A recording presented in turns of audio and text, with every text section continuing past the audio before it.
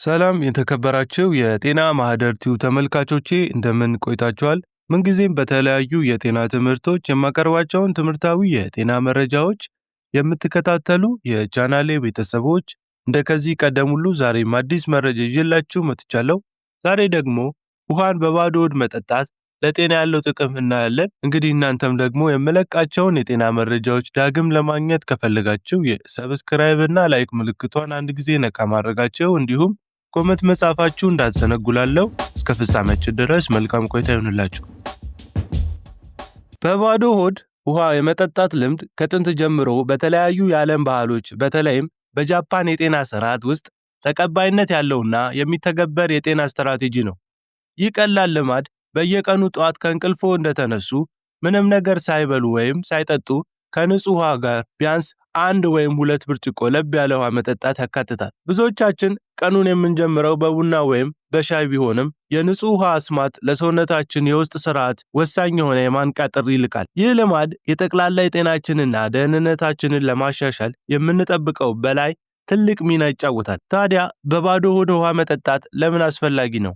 ጥቅሞቹስ ምንድናቸው? የሰውነት ውስጣዊ አካል ንጽህናን ማነቃቃት ነው። መርዛማ ንጥረ ነገሮችን ማስወገድ።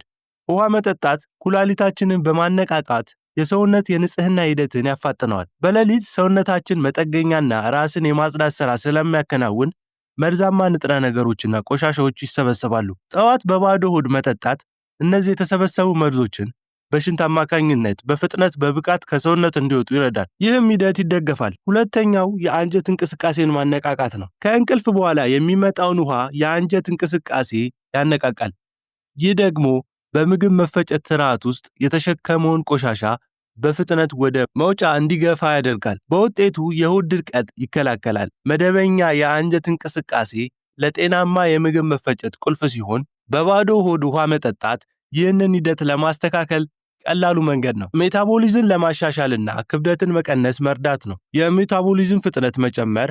ጥናቶች እንደሚያሳዩት ጠዋት በባዶ ሆድ ውሃ መጠጣት የሰውነት የሜታቦሊዝም ፍጥነትን እስከ 24% ሊጨምር ይችላል። የሚፋጠን ከሆነ ምግብን ወደ ኃይል የመቀየር ሂደት ይፋጠናል። ይህም ተጨማሪ ካሎሪኖች ለማቃጠል ይረዳል። ውሃ ምንም ካሎሪ የሌለው በመሆኑ ለክብደት መቀነስ የሚደረገውን ጥረት ጋር የሚስማማ እጅግ በጣም ጥሩ መነሻ ነው። አራተኛው የምግብ ፍላጎት መቆጣጠር ነው። ውሃ ሆድን በመሙላት የመርካት ስሜት እንዲሰማ ያደርጋል። በዚህ ምክንያት ከቁርስ በፊት የሚኖረውን የረሃብ ስሜት በመቀነስ ከመጠን በላይ መብላትን ይከላከላል። ይህም በተለይ ክብደታችሁን ለመቀነስ የሚፈልጉ ሰዎች ጠቃሚ ነው። የሰውነት መድረቅ አንዳንዴ በስህተት እንደ ረሃብ ስለሚሰማ ውሃ መጠጣት ይህንን ግራ መጋባት በማጣራት ትክክለኛውን የሰውነት ፍላጎት እንድንረዳ ያደርጋል። አምስተኛው የኃይል ደረጃን ለማሳደግና የአእምሮ ጤና ነው። ድካምን ማስወገድና የኃይል ደረጃን ማሳደግ። በሌሊት እንቅልፍ ወቅት ሰውነታችን ተፈጥሯዊ የውሃ መጠን ያጣል። ጠዋት ከእንቅልፍ በኋላ የሚከሰተው ትንሽ የሰውነት መድረቅ እንኳን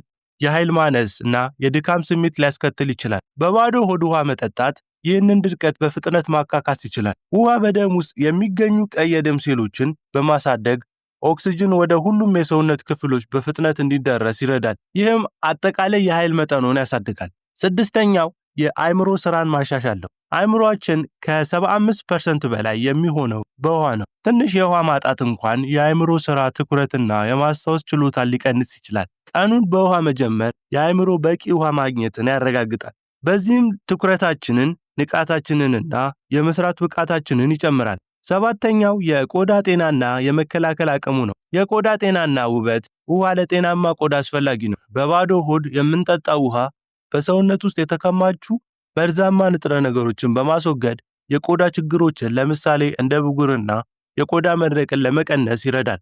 ቆዳን በበቂ ሁኔታ ውሃ ሲያገኝ ላስቲክነቱን ይጨምራል። አንጸባራቂና ወጣትነት ያለው መልክ እንዲኖረውም ያደርጋል። ስምንተኛው በሽታ የመከላከል አቅምን ማጠንከሩ ነው። ውሃ በሊምፋቲክ ሲስተም ውስጥ ወሳኝ ሚና ይጫወታል። የሊምፍ ፈሳሽ በሰውነታችን ውስጥ የሚገኙትን በሽታ ተከላካይ ሴሎች እንዲዘዋወሩ ያደርጋል። በባዶ ሆድ ውሃ መጠጣት ሊምፍ እጢዎችን በመርዳት ፈሳሾች እንዲመነጩ ያነቃቃል። በዚህም የሰውነት በሽታ የመከላከል አቅምን ያጠነክራል። ጤናማ የመከላከል አቅም ማለት ለተለያዩ በሽታዎች ተጋላጭነትን ይቀንሳል ማለት ነው። ዘጠነኛው የጤና ችግሮችን መከላከል ነው። የጨጓራ አሲድነት መቆጣጠር። ጠዋት በሚጠጣ ውሃ በባዶ ውስጥ ያለው አሲድ መጠን በማመጣጠን የጨጓራ አሲድ መጨመርና የምግብ አለመፈጨት ችግሮችን ለመቀነስ ይረዳል። አሲዱ ይቀነሳል። ይህም ለምግብ መፈጨት ስርዓት መረጋጋት አስተዋጽኦ ያደርጋል። 10ኛው ራስ ምታትን መከላከል ነው። አንዳንድ ጊዜ የሚከሰተው ራስ ምታት ዋነኛው መንስኤ የሰውነት መድረቅ ነው። ቀኑን በውሃ መጀመር የውሃ እጥረትን ከመጀመሩን ይከላከላል። በዚህም የራስ ምታትና ማይግሪን የሚከሰትበትን ድግግሞሽን መጠን መቀነስ ይረዳል። ይህንን ልማድ ለመጀመር የሚያስፈልጉ ተግባራዊ እርምጃዎችን እነዚህ ናቸው። ከእንቅልፎ እንደተነሱ ጥርሶን ከመፋቆ በፊት ቢያንስ ከ250 ሚሊ ሊትር እስከ 500 ሚሊ ሊትር ውሃ ይጠጡ። ሁለተኛው የውሃ ሙቀቱ ነው። ብዙ የጤና ባለሙያዎች ለብ ያለ ውሃ ይመክራሉ። ለብ ያለ ውሃ የሰውነት ሙቀት ሳይረብሽ በፍጥነት ለመዋጥና የምግብ መፈጨት ስርዓቱን ለማነቃቃት የተሻለ ነው። ውሃን ከጠጡ በኋላ ለተሻለ ጥቅም ቢያንስ 45 ደቂቃ ያህል ምንም አይነት ምግብ ወይም ሌላ መጠጥ ሳይወስዱ መጠበቅ ይመከራል። በባዶ ሆድ ውሃ የመጠጣት ልማድ በጣም ቀላል፣ ርካሽና ምንም አይነት የጎንዮሽ ጉዳት የሌለው የጤና ማበልጸጊያ ዘዴ ነው።